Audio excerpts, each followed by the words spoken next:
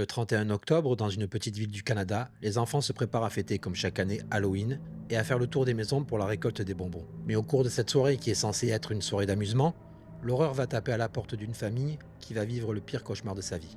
Ce soir-là, pour eux, ce n'était pas un Halloween comme les autres. Bonjour.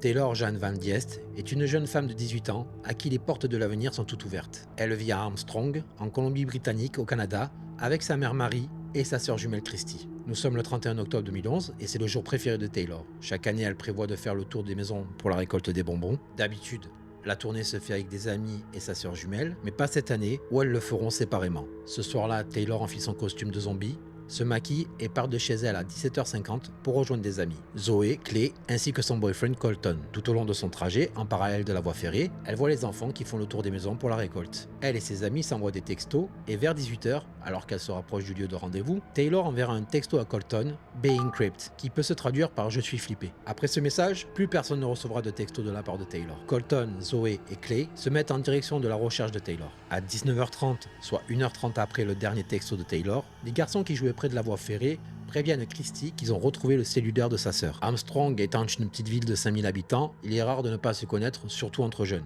Elle contacte alors les amis de sa sœur, et là je vais faire une supposition, qu'ils ont dû lui dire pour les derniers SMS, et qu'ils étaient déjà en train de la chercher depuis 18h. Le temps passe et il la cherche sans relâche, et à 20h45, Colton découvre le corps de Taylor face contre terre, vivante mais inconsciente. Elle sera directement conduite à l'hôpital, où les médecins, voyant son état, pensaient qu'elle avait été heurtée par un train. Malheureusement, la jeune fille succombera à ses blessures, quelque temps après avoir été prise en charge par les médecins. Mais que s'est-il passé ce soir-là pour Taylor? D'où viennent ses blessures? Et cette trace sur le cou? Pourquoi a-t-elle le doigt cassé? Et la question la plus évidente, qui est son agresseur? Juste avant de répondre à ces questions, j'aimerais que l'on revienne en arrière, en 2004. Une jeune femme de Cherryville s'est fait attaquer à son domicile par un homme qui s'était introduit chez elle pour la.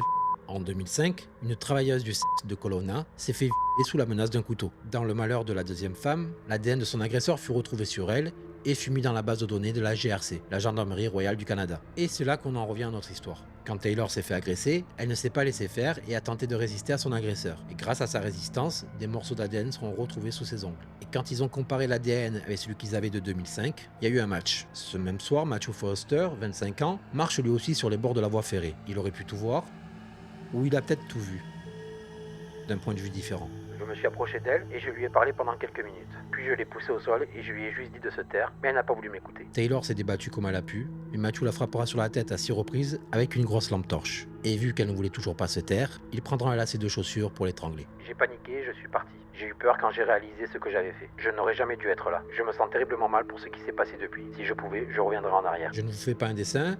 Vous avez compris ce qu'il voulait d'elle. Matthew retourne à son camion qui est garé un peu plus loin sur la route et rentre chez lui et nettoie son véhicule. Là où l'histoire devient folle, c'est que le père de Matthew, Stephen Forst, a aidé son fils à échapper à la police quand il a appris ce qu'il avait fait. Il a fait en sorte que Matthew ait une nouvelle identité en donnant 500$ à un ami pour qu'il ait de nouveaux documents, permis de conduire, carte bancaire et un numéro d'assurance sociale. Désormais, il sera connu sous le nom de Lee Cross et vivra maintenant en Ontario. Il communique avec son père avec des téléphones prépayés et dans une de leurs conversations, Stephen lui a dit de se débarrasser de la carte d'identité dans une semaine, qu'il allait bientôt recevoir les nouveaux documents. On se croirait dans un film. La GRC, après avoir eu l'ADN qui a matché, a pu faire un portrait robot de Matthew grâce à la femme de l'affaire de 2005. Tout ça a permis que des personnes le reconnaissent et ça a mené la GRC à mettre le téléphone du père sur écoute. Le 4 avril 2012, soit 6 mois après le meurtre de Taylor, Matthew sera mis en état d'arrestation où il sera interrogé par les enquêteurs.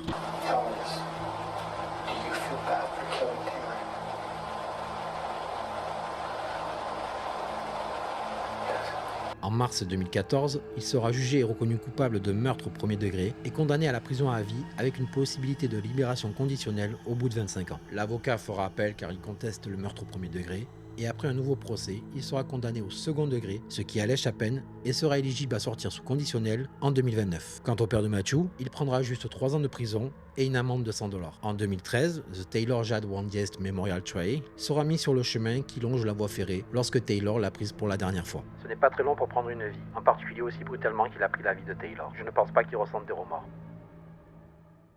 J'aurais pu vraiment aller plus loin dans cette vidéo, mais je voulais vraiment vous sortir une vidéo pour Halloween, donc j'ai essayé d'être le plus concis possible. J'ai dû faire des sacrifices au niveau de l'écriture, mais j'ai gardé les plus gros points de cette affaire. D'ailleurs, dites-moi dans les commentaires si ce genre de courte vidéo vous convient, ou si vous voulez que je sois plus dans le détail. Merci encore de l'avoir regardé, à la semaine prochaine, bye.